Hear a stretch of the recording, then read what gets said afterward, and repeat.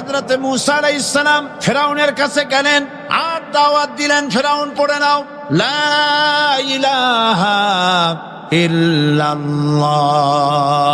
একটি কথা আপনাদের মনে রাখতে হবে, দুনিয়ার কোন ফেরাউন, কোন নমরুদ, কোন সাদ্দাত, কোন হামান কেউ বলে নাই যে আমি আল্লাহ, আমি রাজ্জাক, আমি খালেক, আমি পৃথিবী সৃষ্টি করেছি। কথা কেউ বলেছে? কেউ বলে নাই। কি বলেছে তারা?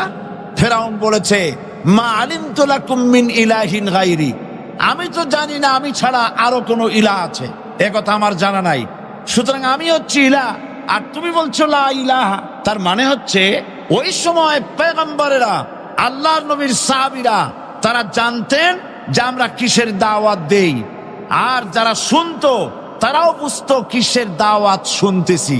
আজ আমার দেশে একই কালেমার দাওয়াত দেওয়া হয়, কিন্তু মানুষেরা বুঝতে পারে না কি শুনতেছি। ভাষা জানার ব্যাপারে, বোঝার ব্যাপারে হলো আসল।